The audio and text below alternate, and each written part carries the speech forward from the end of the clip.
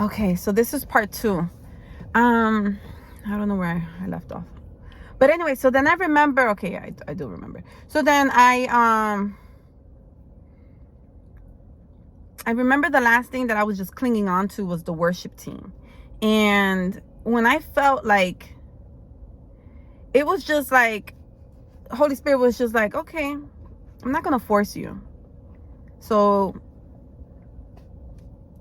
I'm not going to force you, right? That's what I felt.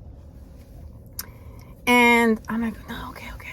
Because I overthought a lot. Like I overthink. Sometimes I overthink. I mean, I used to overthink a whole lot before.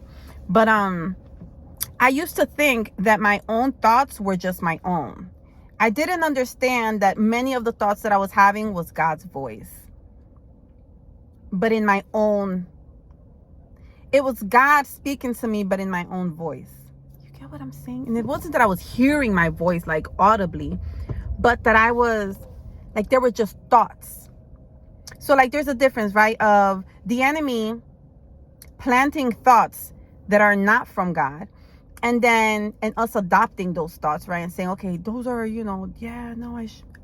And just believing what those thoughts are about ourselves or about whatever situation. And then that became such a thing that whenever I would hear from God, I began doubting that it was God. I began thinking that it was just me, like, that's what you're saying. But, and God, Holy Spirit's like, I forget the revelation he gave me on that one time when it was like, like a papao, like you get a spanking, but like a spanking that was like so needed. Yeah, that was that. And so I obeyed and I left the church. And so the reason why I'm saying all of this is because then I was invited to a women's conference, like a women's retreat or something like that, women's conference. And so I went, and this was like maybe a few months later or maybe a year later. I'm not sure. But I know that when I went back, I felt like when I entered the conference, I just felt something different.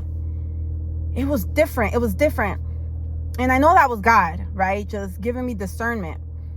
And I shared it with the person that I had went with, or who I met up with there. And I was like, do you not notice? She was like, no.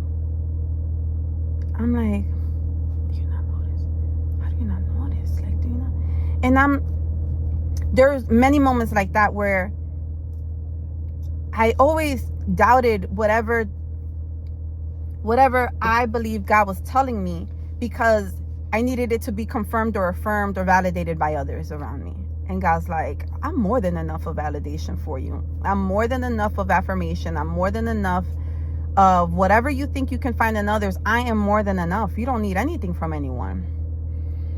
And so now that that I'm truly believing it, and I'm not just saying, okay, this is what it is, but truly believing what it is that I'm saying, I'm becoming less frustrated whenever moments like that happen. Not to say that I still don't get frustrated. I do, because I'm still flesh, and so it's a battle between the flesh and the spirit every day. And so what am I going to submit to? That's a decision I have to make daily. Am I going to submit to my flesh, or am I going to submit to my spirit?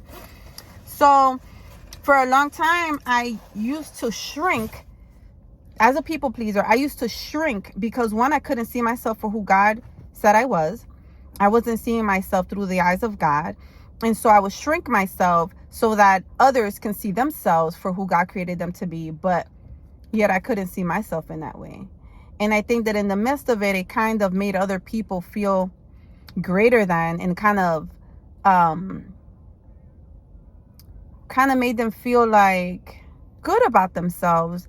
That not to say that this is just my perception of the situation anytime I would find myself in situations like this, but because then I compare myself that whenever I would do the opposite, it would be like, it's really you? Like, is that what you wrote? Like, did you write that, or did I write that with you?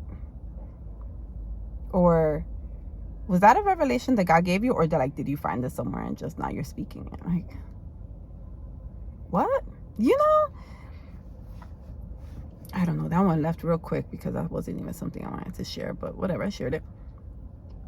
But yeah, I used to find myself shrinking, and I believe that the reason why I shrunk to make others rise up was because I couldn't see myself in the way that God saw me. And so it's crazy because I was talking to a friend this morning. I was just telling her how my grandmother had cataract, right? And so for so long she couldn't see clear. And so when she got the surgery, she realized that she had like spots on her arms. In Spanish, like I call them manchas. And so they're like spots on her arms. And she swore up and down that she had just gotten them recently. I was like, Grandma, you've been having those manchas. It's just because now that you no longer have cataract, you can see them now. And like, that's what I believe to be happening in my own life spiritually, where I'm seeing myself clearly. Like, I no longer have cataract vision, and I'm seeing myself not for who I am becoming, but for who I've always been. It's just that the cataract vision, this guy's what? This guy's staring, but I don't know. I don't know. He's ducking and everything to see, like, what are you looking at? So yeah, so I believe that that's what's happening. The cataract, like I'm being, what's the tool that they use for surgery? Like the scalpel, right? Oh, that's painful. Why would I use that? But anyway, like I'm still under, there's a word I'm thinking of, but whatever, I can't think of it right now. Yeah, that's what's happening. Anyway, these eyebrows gotta get done. So that's all I have for now, I think. That's what has been revealed today. Okay, toodles, I'm up next.